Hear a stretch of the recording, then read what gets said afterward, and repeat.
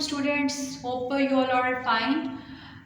Today is December 4 and the day is Friday. Last lecture में हमने unit 2 start किया हुआ था which is properties of light. Last lecture में हमने इसके शॉर्ट क्वेश्चन आंसर कंप्लीट कर लिए थे और आज जो है हम यूनिट 2 के लॉन्ग क्वेश्चन आंसर करेंगे. इसके आज हमने 2 लॉन्ग क्वेश्चन आंसर किए हैं. आपने इसको नोटबुक पे भी नोट करना है और आपने इसको अच्छी तरह से लर्न भी करना है. तो हमारे पास क्वेश्चन नंबर 1 क्या है. One a light is reflected in a plane mirror, what special about the angle of incident and reflected rays. अब इसमें वो क्या क्वेश्चन कर रहा है, वो कह रहा है कि जब एक लाइट जो है रिफ्लेक्ट करती है प्लेन मिरर में से, मतलब कि एक मिरर जो है आपके पास वो प्लेन है, ठीक है. What special about the angle of the incident and reflected raise. तो जब एक लाइट रिफ्लेक्ट करती है प्लेन मिरर में तो 2 तरह के हमारे पास एंगल बनते हैं. एक हमारे पास इंसिडेंट एंगल बनता है और एक हमारे पास रिफ्लेक्टेड एंगल बनता है. तो वो कह रहे हैं कि ये जो दोनों रेज होती हैं ये किस तरह रिफ्लेक्ट करती हैं एक प्लेन मिरर में. तो इसका आंसर हमारे पास क्या है.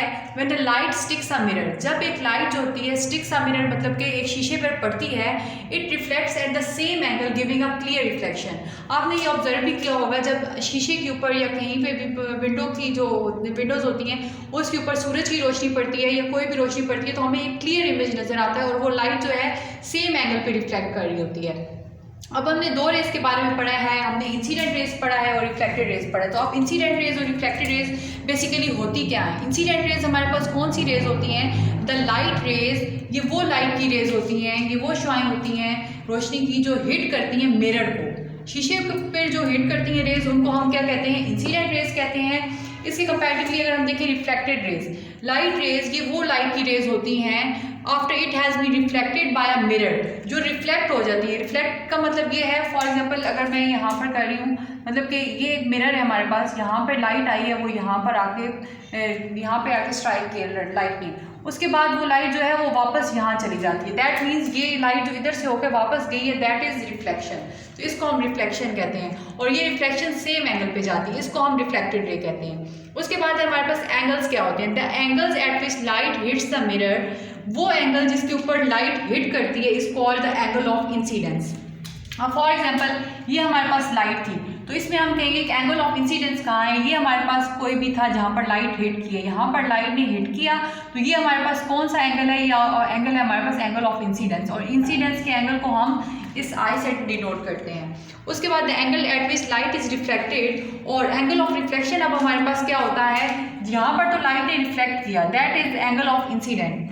उसके बाद क्या हुआ, लाइट रिफ्लेक्ट होकर वापस चली गई तो जहाँ से लाइट रिफ्लेक्ट होकर बैक गई है इसको हम क्या कहते हैं, एंगल ऑफ रिफ्लेक्शन कहते हैं.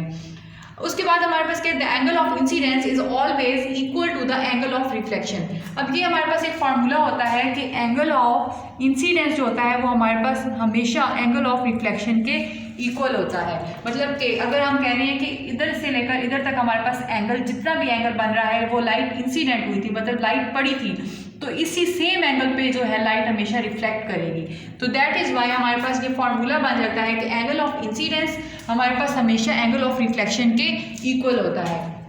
हमारे पास क्वेश्चन नंबर 1 लॉन्ग कंप्लीट हो गया है.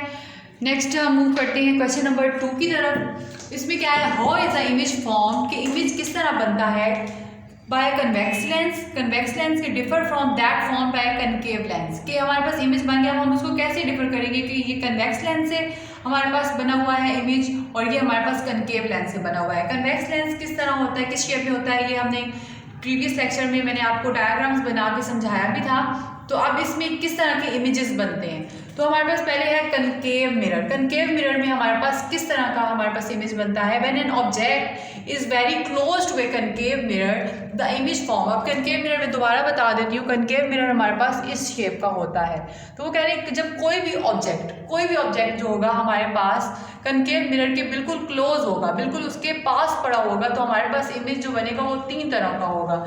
एक वो विजुअल हो सकता है, एक वो अपराइट हो सकता है और दूसरा लार्जर देन द ऑब्जेक्ट, कि वो ऑब्जेक्ट से जो है हमें बड़ा दिखाई देगा, वो बड़ा हो सकता है. अब if the object is moved along away from the concave mirror the image form becomes. अब वो कह रहे हैं कि ये 3 इस तरह के 3 तो इमेजेस तब बनेंगे जब कोई भी ऑब्जेक्ट कनकेव मिरर के पास होगा। लेकिन अब जब हम कोई भी ऑब्जेक्ट उसको कनकेव मिरर से दूर ले जाएंगे तो तब हमारे पास किस तरह के हमारे पास इमेजेस बनेंगे, तब हमारे पास रियल इमेज बनेगा, इन्वर्टेड बनेगा और स्मॉलर देन द ऑब्जेक्ट, और ऑब्जेक्ट से स्मॉलर बने। जब हमारे पास होता है तो हमारे पास लार्जर बनता है, और जब हमारे पास हम ऑब्जेक्ट को दूर ले जाते हैं कनकेव मिरर से तो तब हमारे पास स्मॉलर बनता है। देन हमारे पास है कन्वेक्स मिरर में आप किस तरह के इमेजेस बनते हैं। कन्वेक्स मिरर हमारे पास किस तरह का होता है, इस तरह का होता है। This is the shape of convex mirror. तो कन्वेक्स मिरर में क्या होता है, the image in a convex mirror.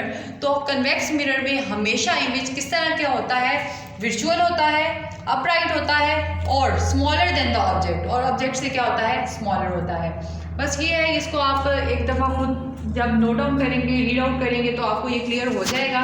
इसको आपने अच्छे से करना है, लर्न करना है, और नेक्स्ट हम इसके लॉन्ग क्वेश्चन रिमेनिंग जो है वो नेक्स्ट लेक्चर में करेंगे। बस ओके, थैंक यू, अल्लाह हाफिज़।